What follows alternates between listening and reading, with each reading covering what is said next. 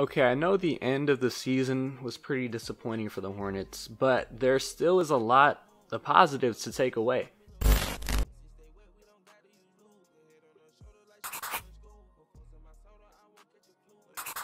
So looking at the headlines, there's a mixture of good and bad. We're going to start out with the positive though, one being Miles Bridges' breakout year. So Miles Bridges led this team in scoring this year by 0.1, yes I know, but I mean technically he was still this team's leading scorer. Now last year he had a really good season. I mean he dropped 13 a game, which is what he did the year prior, but he did so a lot more efficiently. I mean he shot 40% from 3 and he shot 50% from the field. He was really profiting off of playing off of LaMelo Ball in his rookie season.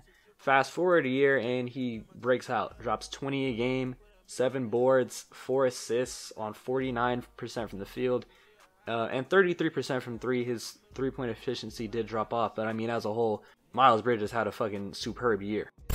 Alright, next we obviously got to talk about LaMelo. He followed up his Rookie of the Year campaign with another great year.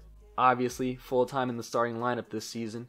All of his numbers went up. He was more efficient from downtown. He was the leader. He was the orchestrator of this offense. He had them going really up-tempo, and it was really fun to watch. And yeah, man, I mean, like, honestly, LaMelo fits this team like a fucking glove. Like, he is the orchestrator. He's one of those guys where his presence alone on a team will have the team in the top half of offensive rating just because he's that effective on the offensive end. I also want to talk about his fit with Terry Rozier. Now, last season, the backcourt was a bit in question, like because they had this three-headed monster of Devontae, LaMelo, and Rozier, especially after Devontae had a good season. They didn't really know if they were going to run a 3-guard starting lineup or what tool was going to be going into LaMelo's rookie year. Obviously, as time went on, Devontae was having a shit year, dealing with injuries, and then Rozier and LaMelo became the backcourt. And this year, they coexisted perfectly. LaMelo, clearly the lead ball handler, but he was still able to allow Rozier to showcase himself as a shot creator. Like the top 3 guys, Miles, LaMelo, and Terry, they all averaged around 20 points per game, which means it was evident that these guys were just really confident and comfortable in their respective roles on the offensive end. Now we got to dive into a couple of negatives for this team, starting with Gordon Hayward. So yeah, 2 years ago he got the big time contract, 4 years, $120 million. Even if Gordon Hayward was completely healthy, played 82 games every single year, he still wouldn't have been worth that contract. Just because he's not a superstar caliber player, he's a fringe star, he's a fringe all-star caliber. At his peak, like in his Utah days, at his best, he was a fringe all-star. He's past those days now, but he's a fringe star because he's just ridiculously efficient, has high basketball IQ, he's a good tertiary playmaker, so yeah, he's a really good player. But yeah, he was never going to be worth $32 million per year, and then you throw in his durability. That's when it's evident that he's not even worth $20 million per year, probably worth $16 per year. That would be a good price tag for Gordon Hayward, but the Hornets doubled that. Now, obviously, they would have to overpay quite a bit for being a low-market team. But yeah, they overpaid a shit ton for him, and he's been injury-prone. Surprise. He only played 49 games this year. Now, in those games, he was very productive. 16 a game, 5 boards, 4 assists, 46 from the field, 39 from 3. Defensively, pretty mid, pretty slow-footed nowadays, but yeah, he's just not going to be available, and he wasn't available to play late in the season, wasn't available in the play-in game. Lastly, we got to talk about the defense for how prolific and dynamic their offense is and how fun it is to watch. Their defense is what really held them back from entering the next tier of the Eastern Conference. Looking throughout the roster, they don't really have that many defensive stoppers. Like Cody Martin, he's going to compete on the defensive end, not a stopper. Kelly Oubre, mainly when he was brought in, I thought he was going to make a bigger impact on the defensive end than the offensive end, but no, his offense was crazy and his defense kind of slid a little bit. The main guys that they have as defensive impactors are PJ Washington, who had a really good year defensively. Jalen McDaniels, he's always been some guy with like high defensive upside because of his physical gifts. And then JT Thor, who yes, in his limited time did show good defensive minutes, but he only played 8 minutes a game on 33 games. So yeah, there's not that much defensive like high-end defensive personnel throughout this team, and it was kind of what held them back. Obviously, in the regular season, didn't allow them to leave the play-in realm, get above that 7 seed, and then in the play-in game, they got torched by Atlanta on the defensive end. So now talking about these players more specifically, we're obviously going to start out with the franchise player, LaMelo Ball. Lead ball handler, highly prolific playmaker. He just controls the pace. Like, he is the orchestrator. If LaMelo Ball wasn't the point guard of this team, Miles Bridges would not have the year he had, because LaMelo Ball is perfect for Miles Bridges' game. But yeah, LaMelo's that guy. He still needs to fine-tune his finishing at the rim. With him being 6'6", you'd hope that he could finish at the rim at a higher efficiency, but that kind of comes with him getting a bit stronger. He tends to finish with a bit more finesse than going directly at the rim. But he can develop at that. His mid-range, I don't think he's ever really going to have a mid-range game. He's really just a three-point and paint scorer, which is fine. Like, LaMelo's going to be a terrific offensive player for years to come. Charlotte has their franchise player. He just finished his sophomore year. He was an all-star. Next is Miles Bridges, team's leading scorer. What broke out his game was his ability to create his own shot, driving to the rim in the half court. He's also a terrific off-ball inside scorer, working in the pick and roll with LaMelo and Rozier, cutting off-ball as well. That was always a big source of offense for him before his breakout, and that's still a big source of his offense. And he was a quality playmaker this season, almost getting 4 assists per game. So it wasn't like he was just shot hunting and ball hogging just so that he could get a bigger contract after his rookie one was over. He was still playing within the offense and moving the ball. He declined his 4-year, $60 million extension. He bet on himself, and it definitely paid off. So it's going to be interesting to see how much GM Mitch Kupchak will give him this offseason. Last top performer to talk about is Terry Rozier. He was the secondary ball handler and playmaker behind LaMelo, third leading scorer. Like I said, he gelled well, very well offensively with LaMelo as the full-time starting point guard. He signed a 4-year, $97 million extension over the offseason, so that's kind of a big commitment to the backcourt, because you know LaMelo is their focal point, and by this 4-year, $97 million extension for Rozier, you're committing to this backcourt for the next 4 years at the very least. Moving to prospects, we got to start out with PJ Washington. His strengths, he's always been a great three-point shooter. This year, he improved his ability at scoring at the rim. And also this year, he was really versatile on the defensive end. I just want to really delve into his defense this year because, like I said, he was one of the best defenders for Charlotte all year. He was positionless. I mean, he's got a good body to be a really good, versatile defender and defend a lot of positions. But it didn't come to him naturally his first 2 years, but when that was more of a necessity for him and this team, because they didn't have a great defense, he kind of filled that void. Losing Bismack Biyombo was big. He was their main rim protector. Mason Plumlee is, he's a good, savvy offensive guy, but defensively he leaves a lot to be desired.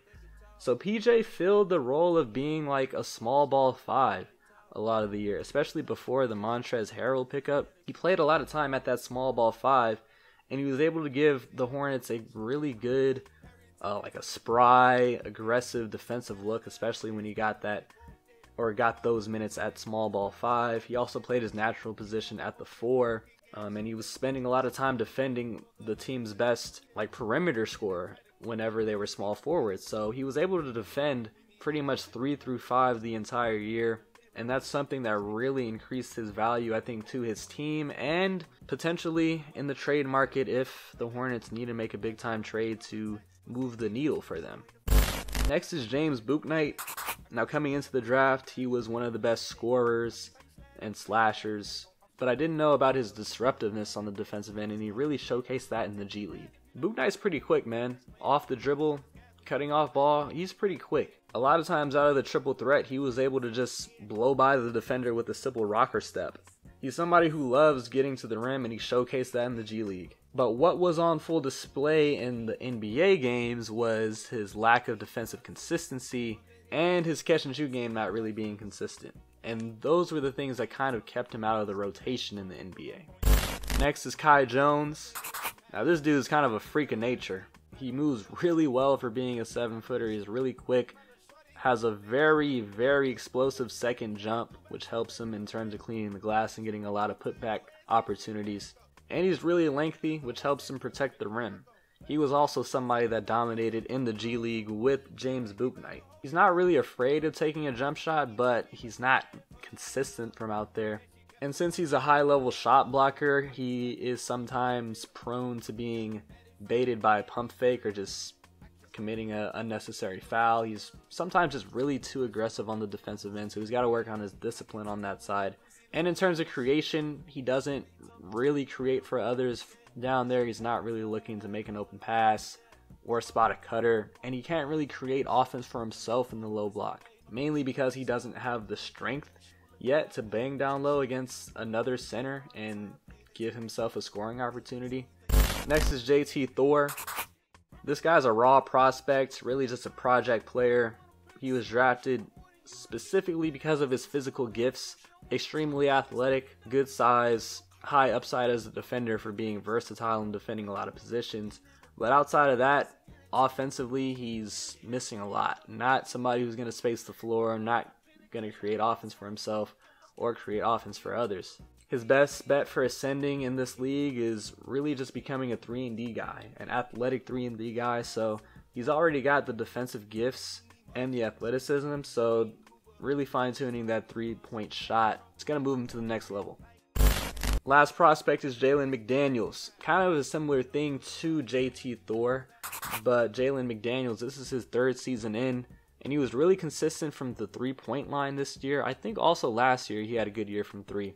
But he's always had the defensive versatility because of his natural gifts. His wingspan is crazy. He's like 6'9", 6'10", moves really well.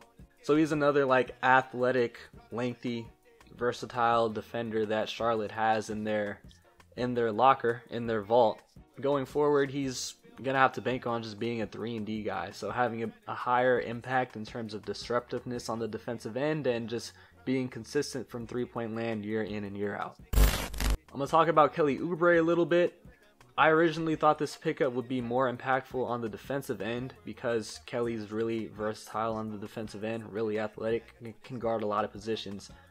But on the offensive end is where he thrived. He thrived in Charlotte's up-tempo offense. He put up a lot of threes. He's not the most efficient three-point shooter, but thankfully he was better outside this year compared to his lone season with Golden State. And I'll talk about Gordon a little bit, plagued by injuries again, only played 49 games. Again, in those games, he was really impactful, very efficient from outside, efficient from the field in general, high IQ playmaker, great value for being like the fourth ball handler on the team. But, like I said, he only played 49 games, wasn't going to be available for the postseason, and he's got 2 years left on that albatross of a contract. Diving into the offseason, Charlotte is going to have the 13th and the 15th pick, so they can get some really good value here. I'm going to have them prioritizing the defensive side of the ball, so I have them targeting Ochai Agbaji, Tari Eason, and Ty Washington. Agbaji's a 4-year guy out of Kansas. He had his best year as a senior, and he really projects to be a 3-and-D wing, honestly. He shot 40% from 3 in his senior year on 6.5 attempts. He was able to display more shot creation as being that senior, that lead guy on the team, obviously. But going into the NBA, his role is going to be just being a 3-and-D guy because he has good gifts physically. He's 6'6", 215, has a 6'10" wingspan, and he was just really solid on the defensive end all 4 years in Kansas. He's somebody that can develop into a defender of all three positions on the perimeter. Next is Tari Eason. This dude is a physical, athletic anomaly. Like, he's a high flyer, a prolific inside scorer. That was his main source of offense. He was aggressive at getting to the rim. He profited a lot off of pick and roll and drop off passes, but on the defensive end, he's a menace. Averaged 1.9 steals per game and 1.1 blocks per game. 6'8", 215. I think he's going to be a great defender in the league for years to come. But he's going to take a bit of time to develop into that. But Charlotte needs to add more high-end defensive guys, and Tari Eason definitely fits the bill. Lastly, I have them targeting Ty Washington. This would be somebody that can develop into a backup point guard off the bench. Not that Charlotte really needs one because they can run Terry Rozier like in some spot point guard minutes when LaMelo goes to the bench and his minutes without LaMelo. But In losing Ish Smith, they lost a high-level playmaker, and they never really filled that void. And if you draft Ty Washington, he's, the second best point guard in this draft. If he's available at 13 or 15, it could be a good guy for them to snag.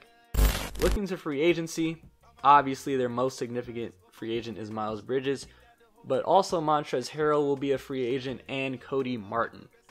Now Montrezl Harrell kind of, he always gets exploited by playoff teams on the defensive end, so I don't like him coming back to Charlotte. Like, he's always going to be an efficient source of 2-point scoring. He's always going to crash the offensive glass, but defensively, he turns into a liability in the playoffs.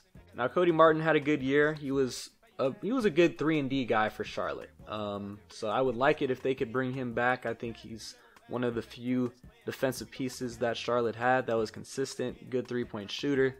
They should definitely bring him back if possible. As for cap space, Charlotte's only going to have $14 million. So if they should bring back Miles, and if they do, all that cap space goes away. Cody Martin's going to be out there. So they're only going to be able to afford minimum guys. Their needs are on the defensive end. They should be targeting a rim protecting center and quality wing defenders. So for minimum contract, they could bring back Bismack Biyombo. That would be great. I don't think they should have let him walk in the first place. He's going to compete hard. He's going to rim protect. He's going to try his best at defending switches. And in terms of centers, he's average to above average at defending switches. A higher end option could be Damian Jones. He just had his best year in Sacramento. He's a higher level, more dynamic rim protector, more dynamic rim runner than Bismack, just because he's a bit taller, a bit more, or a bit higher of a vertical. I don't know if he'll be available for a minimum, though. He might command a bit more money. As for perimeter defenders, Tomas Satoransky could be available for the minimum. He's always been a guy that could defend 1 through 3. He's a savvy defender. He's got good size, 6'7", moves pretty well. But also Nicholas Batum. I know Nicholas Batum did not have the best tenure in Charlotte when he was given that contract. Yes, that's known. But you're not going to be paying him $25 million per year anymore, Charlotte. You could get him for a minimum contract, and he could provide a lot of value. As a floor spacer and a very versatile defender, could defend 2 through 4. He's a good off-ball defender, knows where to rotate to. So for a minimum contract, Nicholas Batum could be one of the perfect pickups for Charlotte this offseason. As for the trade market, of course, they're going to be trying to get off the Gordon Hayward contract. But I don't know how easy that would be because it's such a bad contract and he's injury prone. So what contender would really want to add him? I know the Lakers are out there, but no. And then I only say PJ Washington because he's the most of their young core, outside of LaMelo and Bridges, who are Bridges isn't untouchable, but you'd like to keep him with LaMelo. PJ Washington, he's not expendable, but he is an attractive piece to teams. And he's the piece that Charlotte would be most willing to do away with. That could net them, I don't know, maybe not a star, maybe a borderline star, I don't know. But PJ Washington would be the guy that you would involve in a Gordon Hayward trade as the significant piece.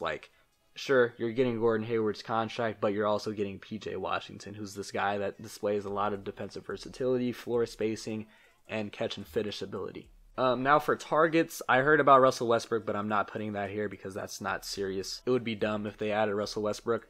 Miles Turner, we've heard this a lot. Miles Turner to Charlotte because they need a rim protector, and he can space the floor. He would be a great pick and roll and pick and pop guy with LaMelo. I'm pretty sure you would have to throw in the Gordon Hayward contract and PJ Washington. That would probably be the trade.